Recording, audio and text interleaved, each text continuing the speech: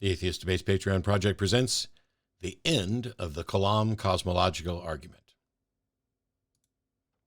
Hey, everybody, welcome. I realize that that seems like, oh my gosh, it's a profound, we're claiming it's the end of the Kalam cosmological argument.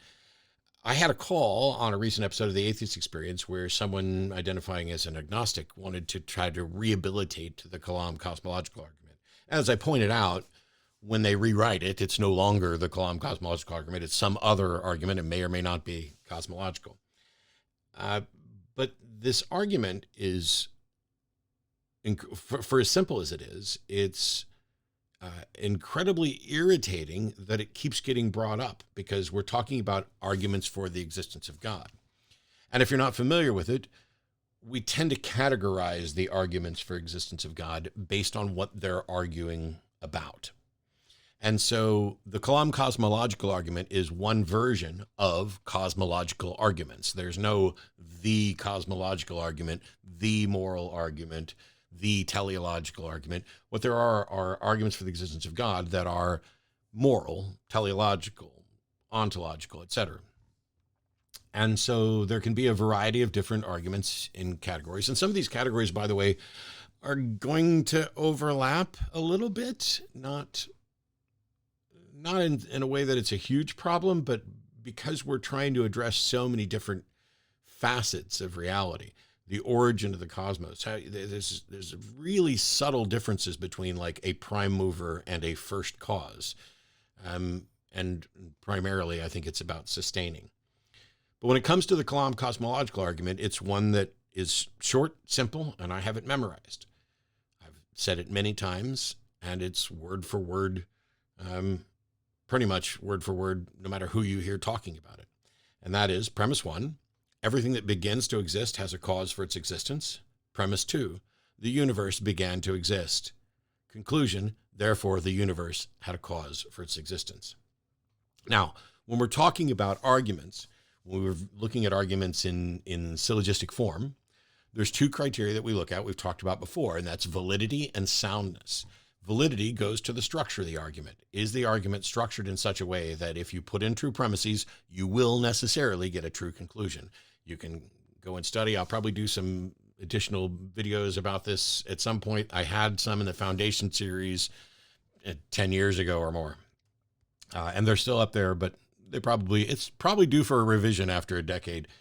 But the validity of an argument goes to the structure. If we plug things in, do true premises lead to true conclusions in this form? And the answer for the Kalam cosmological argument is yes. It's valid in structure. So then the second issue is it sound? And soundness goes to, in a colloquial sense, are the premises true? Because true premises will lead to a true conclusion. But more accurately, as I've talked about in the past, it's whether or not these premises are accepted. If you accept the premise as true and you try to deny the conclusion, you are unreasonable, you are irrational, you are in violation of the principles of logic. Well, we can't really tell whether or not the Kalam is in fact sound, and we're not even completely sure whether or not that is going to matter. If you take a look at the Kalam, there's a number of terms in there that I would argue are not so clearly defined that they avoid equivocation. For example, what does begins to exist mean? Within our local presentation of the universe, it could be argued that nothing begins to exist, that everything within the universe is merely matter and energy transposing, taking different forms and shapes. That while at some point it's true, Matt Dillahunty did not exist, everything that makes me me has existed prior to me. And that the only real things that could exist that didn't exist is in fusion in a star, where you take atoms and essentially fuse them together to make new elements. And yet still that was from the constituent parts. And so everything could be reducible to the singularity, etc. So what does it mean to say that something begins to exist? But also there's a difficulty in assessing that category if we're looking at the universe and saying the universe began to exist. Is that true? Our local presentation of the universe does apparently have a beginning, but does that mean that there wasn't the matter or energy prior to that? Does it mean it was produced in a multiversic sense? Did it always exist, and this expansion is the latest in a series, or did it always exist and this expansion is the one and only? But to say the universe began to exist is at least dubious. We colloquially would say, of course, the universe began to exist. At some point, there wasn't this universe, and at some point there was. In the same way that at some point there was not a Matt, and now there is. So, of course, Matt began to exist. But when we're talking about things and making arguments in this sense, we have to be a lot more specific, because we open ourselves up to equivocating between, oh, well, when I say the universe exists, what I mean is that this particular pattern of the universe began to exist. And now we're not talking about the substance, but about the structure. And that's a little different. But in premise one, everything that begins to exist has a cause for its existence. What a curious phrasing to say begins to exist. Do you have some example of something that doesn't begin to exist? And in what context do we mean begin to exist? Are we saying this particular pattern representation? Or are we saying these actual material components? Because there's not an atom in my body that just popped into existence on me. They're things I've taken in, breathing and eating, etc., that are adopted, and complex chemicals. This is the process here. So what do we mean by begins to exist, and why was that word there? Well, or those words, I would say that the biggest reason those words are there is that earlier versions or earlier potential versions of this argument would say everything has a cause for its existence. And when they finally get around to concluding that God exists, now all of a sudden that means that God has a cause for its existence. But for some models of God, God is not a caused thing. That God is the uncaused cause, the first mover, the prime mover, the first cause. And so if you're going to argue for that, then you have to put in this particular language. Everything that begins to exist has a cause for its existence. But let's set all that aside, because one key element of a syllogism is that it has major terms, minor terms, and middle terms. The major terms have to do with the subject, and the minor terms is what you're trying to establish about the subject, and the middle term is what connects them. Socrates is a man, all men are mortal, therefore Socrates is moral. The men thing is the middle term that connects Socrates and mortal. When you have this structure, you have the universe and existence, or cause for its existence, and what you have as the middle term is begins to exist. And so you have everything that begins to exist has a cause. The universe began to exist, therefore the universe has a cause. It's an undeniably valid syllogism.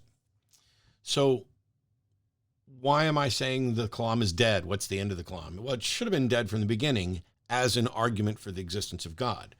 Because what is also undeniable about the Kalam is that it never mentions God. Not the word, and not the concept, though some people would like to weasel that concept in. The conclusion of the Kalam is that the universe must have had a cause for its existence. Now, I'm not necessarily convinced of the soundness of the early premises, but let's grant that.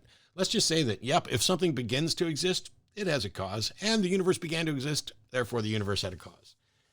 What do we know about the cause of the universe? Assuming that the cause exists, what do we know about it? I don't know. I don't have any way to investigate it. Oh, well, we can definitely know that the universe isn't the cause of itself. Well, I'm not convinced that we can definitely know that, because causality is necessarily temporal, and temporal causality breaks down at t=0, which would be the origin of the universe. But also we're sloppy with language, because if everything that is in our local presentation of the universe existed as essentially a singularity and it expanded, then what you're talking about is not the cause of the universe, but the cause of the expansion of the universe.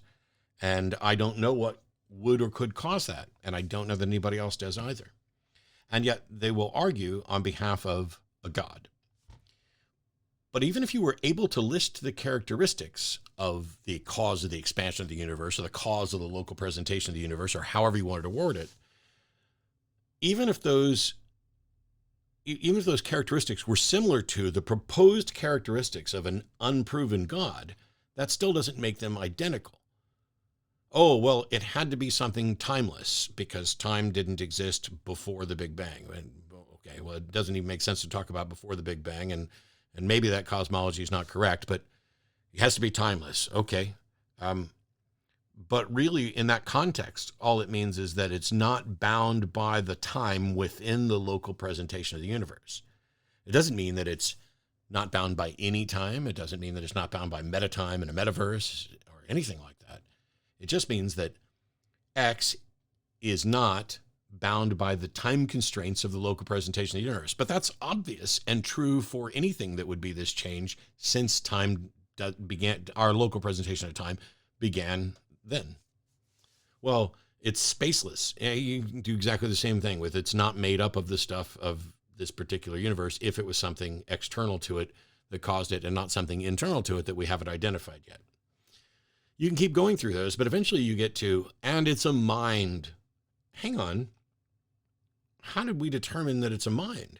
There's nothing in the Kalam that tells us it's a being, that it's an entity. There's nothing in the Kalam that tells us it's even necessarily timeless, spaceless. Nothing. And yet they're using the Kalam to reach that. Because if they can make it sound like, and I've heard them say, almost word for word, therefore the universe had a cause for existence, and that cause must be timeless, spaceless, blah, blah, blah, blah, blah, blah, blah, blah, blah, and that sounds an awful lot like God. And that sounds nothing at all like a valid and sound syllogism. That sounds like propaganda. You've used a seemingly obvious and yet still questionable syllogism to determine the universe must have a cause, and then you go and put on a smile and say that cause must be God because it sounds a lot like God. Well, why is that cause not a multiverse? Why is it not a physical process that's beyond our current ken? Why is it a mind? And why is it in particular a mind that's absent of physical form with power over everything, which provides no clear evidence of its existence and yet somehow inspires people to different conclusions about reality? It's got to be the most confused and confusing agent thing ever. The Kalam cosmological argument is not an argument for the existence of God. That's an undeniable fact. That is not an argument for the existence of God. It shouldn't even be classified as an argument for the existence of God. At most, it is an argument for the universe must have some causal explanation.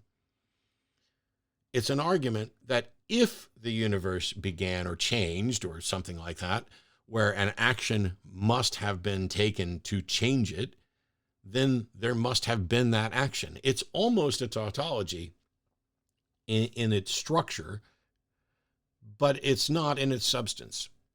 And then, after spending so much time on presenting this very short, very simple argument, and then arguing about the premises, which they still haven't been able to establish, they skip past all the middle bits and just assert that the God is their clear cause. Even if the Kalam cosmological were sound, it's not an argument for the existence of God, and the apologists have all of their work still in front of them. You could say, I believe the universe had a cause, and I don't know what it is. How is it that you think you've known what it is? And why is it that you think it's the supernatural author or inspiration for your particular holy book, and you seem to think you know what he knows or cares about people's sex lives or morality or anything? There's a whole lot that's being glommed onto the universe must have had a cause when we're not even sure about that. We should continue to consider the arguments for the existence of God that are presented, but we should also demand that if you're going to present an argument for the existence of God, that it needs to be both valid, and it needs to be valid in structure before we can ever even consider it, and the premises must include God, either as the actual label for the concept or present as a concept itself, a clear concept, not one where you can say, there must be some explanation for this, And that explanation is God, because God's a panacea. God can serve as an explanation for anything. If you create a fictional being that can do anything, what couldn't it possibly be the explanation for? God is the reason there's toe jam. Ta-da! We didn't know anything. We hadn't bothered to study it. We don't know what it is, but toe jam needs an explanation, and boom, until science comes up with a better one, God's it. We should absolutely consider the arguments for the existence of God, and we should consider the evidence presented. And yes, that includes considering anecdotal evidence. It's just that anecdotal evidence is not sufficient to justify the acceptance of the supernatural and the extraordinary. But this argument is neither an argument for the existence of God, nor is it evidence for the existence of God. It is a mirage. It is a distraction. It is an attempt to make apologists look like they are being reasonable and look like they are making a case when they're not. It's like painting a tunnel entrance on a cliff wall like Wile E. Coyote, then taking a picture of it, presenting that picture to someone and saying, if you were standing in front of this and if it were a real tunnel, you'd be able to go through it. And because of that, I'm not only confident that this represents a real tunnel, but that it was built by the Army Corps of Engineers. And now that we know that it was built by the Army Corps of Engineers, the Army Corps of Engineers would like to talk to you about where to invest your money. The Kalam cosmological argument is deader than a dead thing when it comes to demonstrating that a God exists. But it's very, very, very much alive in convincing apologists and people who already believe that they're on really firm footing because it just seems so intuitive. Of course, the universe must have had an explanation. Something can't come from nothing. You hear these things all the time, and they're asserted and they're accepted, and yet there's no demonstration that they're actually correct and that they necessarily lead to a God.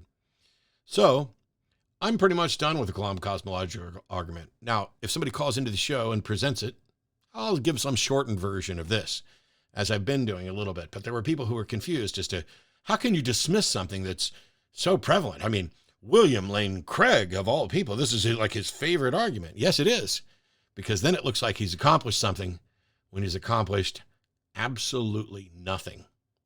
See you next time. Bye-bye.